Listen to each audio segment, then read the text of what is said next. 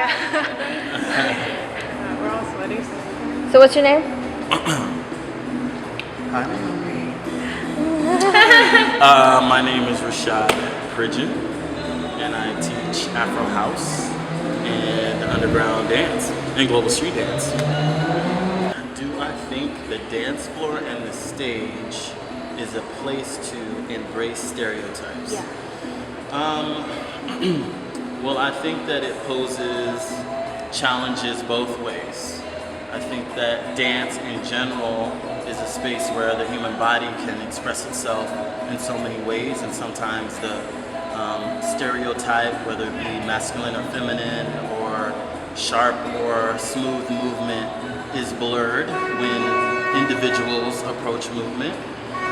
So when I think of stereotypes, I mean, we think of that women should dance this way, men should dance that way, you should move your hips here, you should move your shoulders here. So it depends on the dance, I think it shows up culturally, it shows up in dances that say only men can move this way or should move this way and only women should move the other way. But I think that, in American society, we kind of defy stereotypes, and we also kind of put them in place. What is hip hop? Okay. So hip hop is basically a mix between the culture, style of music, dance, all that. Originated in the Bronx, about late 1970s, early 80s. Basically started off DJ, hooked up the turntables to the, I believe it was light pole, just out there, started partying and all that. Pretty much just, people came out, started dancing, and then took off from there.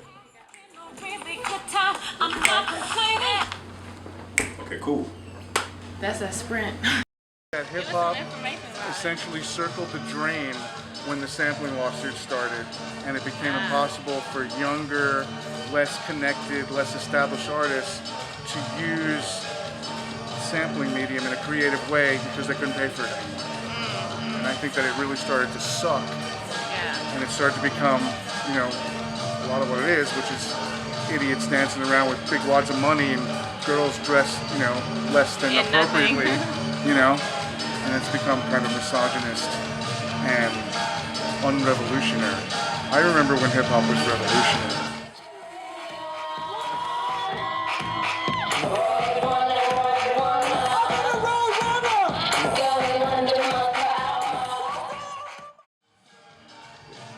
You couldn't swing a cat without hitting some revolutionary record in that genre. Like you could put on DJ Red Alert in New York City on a Friday night, and you would be going somewhere, but you wouldn't want to go to where you were going because you just want to drive around in the car and listen to the music.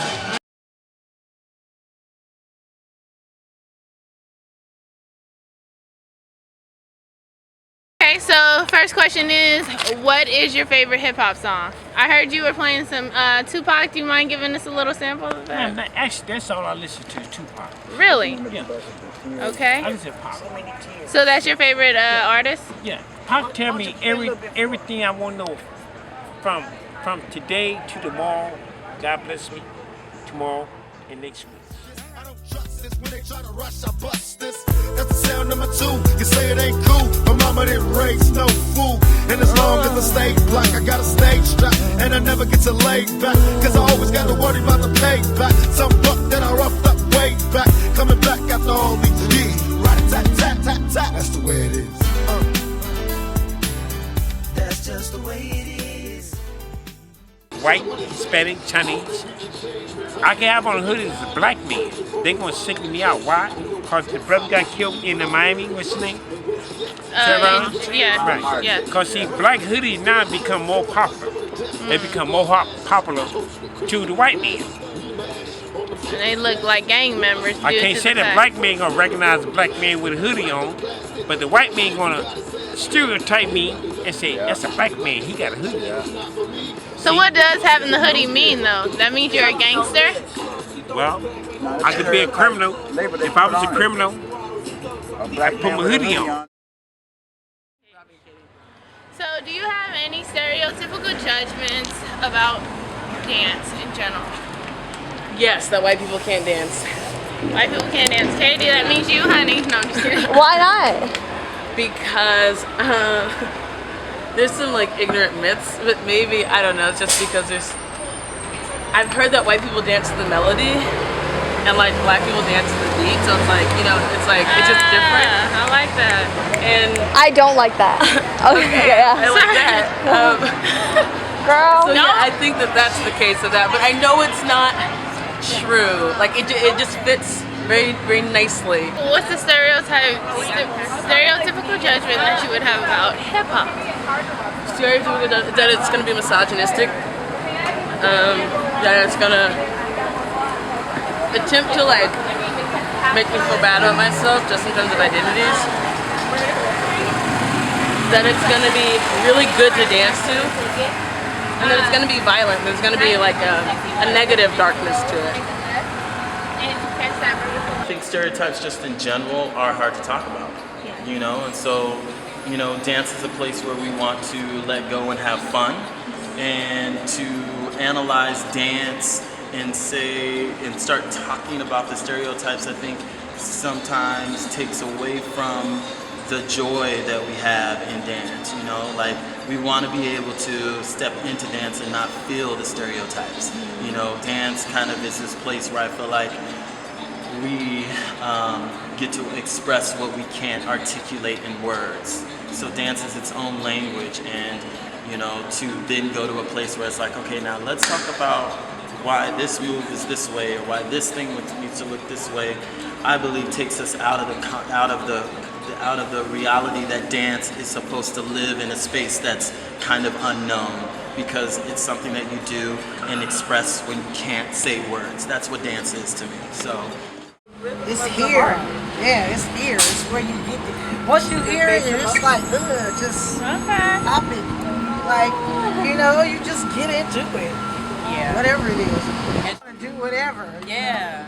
And usually we are dance partners, her and I kind of vibe off of her when she's vibing off of her. Just kind of mix it together. It just works out. Everyone has their own stereotypes. A limited way of thinking that categorizes people and leads to incorrect conclusions about an individual. Stereotypes are biological evolutionary modifications of our brain. The biology of our brain automatically makes categories so we are not overwhelmed with everyday information. These instinctive-like behavior are meant to protect us from danger. For example, when we see a tiger, we immediately associate it as a risk. These immediate associations aid our reflexes to run away quickly. To our ancestral self millions of years ago, a few seconds of a head start in running could mean the difference between life and death. Comparably, stereotypes are categories of people, and they exist because they have bits of truth in them. Our perception of stereotypes being completely negative create boundaries when we try to talk and address them. People would like to believe stereotypes do not exist, but we know they are there, especially in different forms of dance styles. Of course, we all just want to be ourselves, whether if our actions are embracing or defying the stereotypes that are made about us. I feel that dancing is an opportunity for us to stay true to who we are, because it enables us to both embrace and reject our own stereotypes. Dance embraces stereotypes when an individual is put into expected roles. In salsa, females are expected to dance around and follow the male, acting as accessories. In hip-hop, its strong beat and rigid, powerful movements support the stereotype of the alpha male imagery, which are often associated with violence and anger among the African American community. A stereotype of dance emerges when it becomes limiting in its audience and form. But I believe these societal roles, although often are negative, do not mean it will always stay that way. Because dance is a crossroad of the old and new, where new forms of dance are often created to fight against these stereotypes.